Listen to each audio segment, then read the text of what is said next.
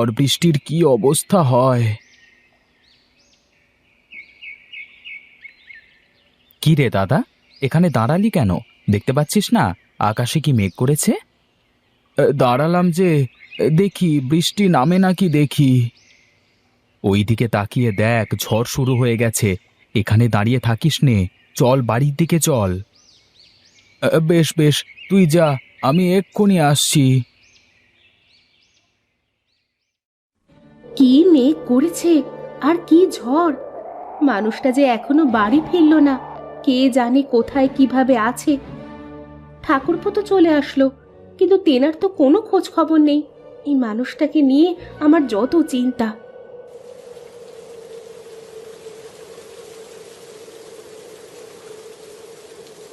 এই তোমার আসার সময় হলো। কি করব, দেখছো না কি মেঘ করেছে। আমিও তো সেজন্যই বলছি, এই মেঘের মধ্যে কি কেউ মাঠে থাকে? যদি কোনো দুর্ঘটনা ঘটে যেত। আমাকে নিয়ে তুমি এত চিন্তা করো কেন বলো তো সব সময়? তুমি জানো না, তুমি ছাড়া এই পৃথিবীতে আমার কেউ নেই। তুমি ছাড়া আমার কে আছে বলো তো? যাও, তুমি কাপড় চোপড় ছেড়ে এসো, তোমাকে খেতে দিই।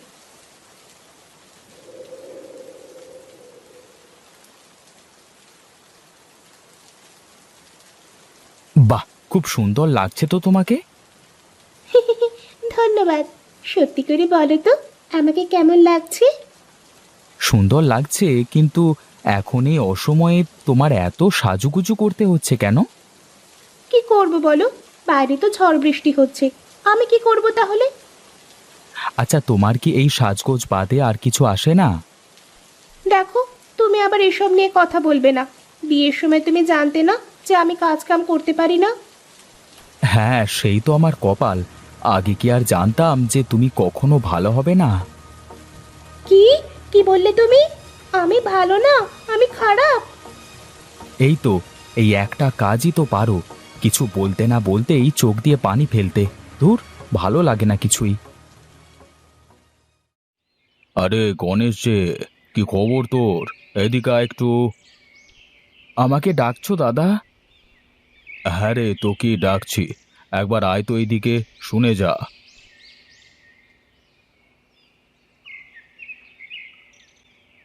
বলো দাদা, কি বলবে?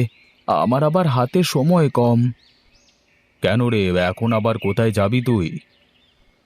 বাড়িতে সার রেখে এসেছি, জমিতে দিতে হবে গিয়ে। আমি বলি কি, শুধু এত কষ্ট না করে আমার কাছ থেকে সার বীজ নে, দেখবি ভালো ফলন পাবি। আমার অত দরকার নেই দাদা, তুমি যাদের কাছে বিক্রি করছো তাদের কাছেই করো। আমি আমার জমিতে এই বীজ দিতে পারবো না। তুই শুধরাবি নে, তোর ছোট ভাই নিতাই কি করছে দেখছিস তো। আমার কথা মতো চাষ করে আজকে ওর কোনো কিছুর অভাব নেই। দাদা, এই মাটি আমাদের মা। এই মাটিকেই যদি আমরা নষ্ট করে ফেলি, তাহলে তো ভবিষ্যতে আমাদের না খেয়ে মরতে হবে। তোরে নীতিবাক্য কেউ শুনবে না রে গণেশ। আমি যা বলি শোন, তাহলে দেখবি ভালো করবি। ঠিক আছে দাদা, এখন তাহলে আমি চলি, আমার দেরি হয়ে যাচ্ছে। কবে আসবে ওর মাথায় সুবুদ্ধি? বেটাকে পটাতে পারলে বাকিরা সবাই হুড়মুড় করে পড়তো আমার দোকানে এসে। বেশ, আপনার জমিতে তো বেশ ভালোই ফলন হয়েছে। তা বলুন, এখন কিভাবে কি করা যায়? আমি আর কি বলবো, আপনি বলুন কিভাবে কি করতে পারবেন। এই নিন আপনার অ্যাডভান্স। আমার লোক এসে জমি থেকে তরমুজগুলো সব নিয়ে যাবে, আর আমি এসে বাকি টাকা দিয়ে যাব। ঠিক আছে বাবু।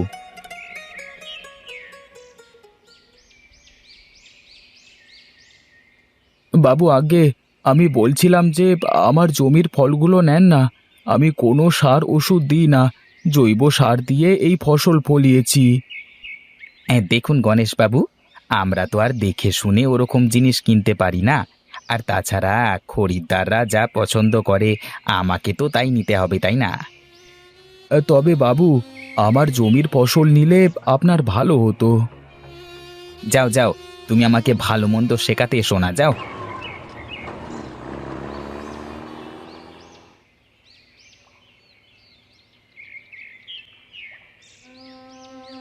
গো, তোমার মুখ এমন শুকনো লাগছে কেন? কি আর বলবো গিন্নি, আমার কপালটাই বুঝি খারাপ। কি হয়েছে, এ কথা বলছো হঠাৎ? এত কষ্ট করে ফসল ফলাই, তাও কেউ নিতে চায় না। সবাই বলে আমার ফসলের নাকি মান ভালো না। আচ্ছা, তুমিও তো জমিতে অন্য সবার মতো চাষ করতে পারো। হ্যাঁ পারি, কিন্তু তা করলে যে ওদের মধ্যে আর আমার মধ্যে কোনো পার্থক্য থাকবে না। পার্থক্য রেখেই বা কি লাভ? সেই তো কষ্টে দিনপাত করতে হয় আমাদের। বুঝি গিন্নি, আমিও বুঝি। রূপা সব সময় দামি দামি শাড়ি গহনা পরে, আর আমি তোমাকে দুমুঠো ভাত আর একটা শাড়িও কিনে দিতে পারি না ঠিক মতো। কেন, তাতে কি হয়েছে? আমি কি কখনো কিছু বলেছি তোমাকে তার জন্য? তুমি না বললেও তো আমি অনেক কিছুই বুঝতে পারি। আমারও তো ইচ্ছে হয় তোমাকে কিছু দিতে। তুমি এত ভেঙে পড়ো না তো, দেখবে একদিন সব ঠিক হয়ে যাবে। তাই যেন হয় গো, কে জানে কবে এর থেকে মুক্তি পাবো। বাবু, আপনি আর ট্রাকে কি এগুলো? কি আর হবে, এগুলো আপনার ক্ষেতের ফসল। ওপরে দেখতে তো খুব ভালোই দেখা যাচ্ছে, কিন্তু ভেতরে একদম যাচ্ছে তাই। কি বলেন কি এসব আপনি? কি বলছি না, ঠিকই বলছি। বিশ্বাস না হলে দেখুন, আপনি নিজের চোখে দেখুন। দেখুন একবার, এটা কি? দেখুন, এটা তো আর আমি জানি না। আর তাছাড়া তো আপনারা সব দেখে শুনিয়ে নিলেন। অত কিছু বুঝি না। আমার সব টাকা ফেরত দিতে হবে আপনাকে এক্ষুনি। আর তা না হলে আমি লোকাল থানায় আপনার নামে ঠকবাজির মামলা করব। ওগো, উনি কি বলছে? আমার তো কিছুই মাথায় ঢুকছে না। দেখুন, এমন কিছু করবেন না। আর এই নিন আপনার টাকা। ওগো, আমার নতুন গয়না কেনা হবে না তাহলে? হ্যাঁ হবে তো। গহনা কেন, তোমার জন্য আমি হীরের টুকরো কিনে আনবো। এখন কিভাবে দুবেলা ভাত জোটাবো তাই ভেবে পাচ্ছি নে। চলো চলো, ঘরে চলো।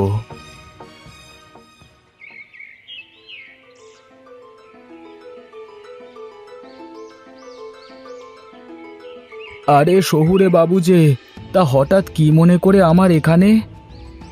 আসলে আমরা আপনার বিষয়ে শুনেছি, আমাদের কোম্পানি আপনার থেকে ফসল কিনতে চায়। কিন্তু আমার ফসলের দাম যে বেশি দিতে হবে। হ্যাঁ হ্যাঁ, আমার কোম্পানি আপনার ফসল বেশি দামে কিনতেও রাজি আছে। কিন্তু কেন হঠাৎ সিদ্ধান্ত বদলে গেল আপনার? আসলে ওইসব ফসলে প্রচুর পরিমাণে সার ওষুধ দেওয়া, যার জন্য ওইসব ফসল মানব দেহের জন্য ক্ষতিকর। কিন্তু আমি যে জৈব সার ব্যবহার করে চাষ করি, তা আপনি জানলেন কি করে? গাঁয়ের সব মানুষ তো আপনাকে নিয়েই কথা বলছে। সবার জমিতে আর ঠিক আগের মতো ফসল হয় না। আমি সব জমির মাটি পরীক্ষা করে দেখেছি। আমি জানতাম একদিন না একদিন সবাই এরকম একটা পরিস্থিতির মধ্যে পড়বে। এই টাকাগুলো অ্যাডভান্স রাখুন, আর এই কাগজে একটা টিপসই দেন। আগামী 5 বছর আপনার জমির সব ফসল আমাদের কোম্পানি নেবে। ওগো, আমার যে আর সহ্য হচ্ছে না। সকাল থেকে না খেয়ে আছি, ঘরে যে কোনো দানা পানি কিছুই নেই। আমি কি করব গিন্নি, আমার যে কিছুই করবার নেই। জমিতে এখন আর কিছুই ফলবে না। এখন তাহলে আমাদের কি হবে? আমরা কিভাবে বাঁচবো? দাদা তুমি, বৌদি, তো তোমরা? হ্যাঁ ঠাকুরপো, আমরা। আর যদি তুমি তোমার দাদার কথা শুনতে, তাহলে হয়তো এই দিন দেখতে হতো না। আমাকে তুমি মাফ করে দাও দাদা।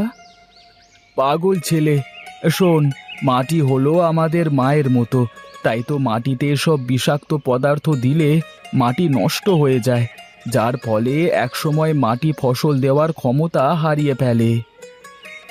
এখন থেকে আমি তোমার কথা মতো চলবো দাদা। দরকার নেই আমার বেশি টাকা পয়সার, দরকার নেই আমার এত সুখের। সুখের জন্য টাকা পয়সা লাগে না রে পাগল, মনের সুখই যে আসল সুখ। এই যে দেখছিস না, তোর বৌদি আমার সাথে না খেয়ে থেকেও কেমন সুখী। আমাকে তুমি ক্ষমা করো বৌদি। আমি না জেনে না বুঝে তোমার সাথে অনেক সময় খারাপ ব্যবহার করেছি। আমি কিছু মনে করিনি। আর তুই তো আমার বোনের মতো। আমার তো বোন নেই, থাকলে হয়তো তোর মতোই হতো। তুমি আমাকে বোন বললে দিদি? হ্যাঁ, এখন নে, এই খাবারগুলো খেয়ে নে। সবাই শুনুন, এখন থেকে আমরা আর কোনো সার কীটনাশক জমিতে দেব না, আর আমরা আমাদের মাটিকে নষ্ট করব না। সবাই শুনুন, আপনারা জৈব সার ব্যবহার করে চাষ করুন। দেখবেন ফলন একটু কম হলেও ওই জমি সারা জীবন আপনাকে ফসল দিয়ে যাবে।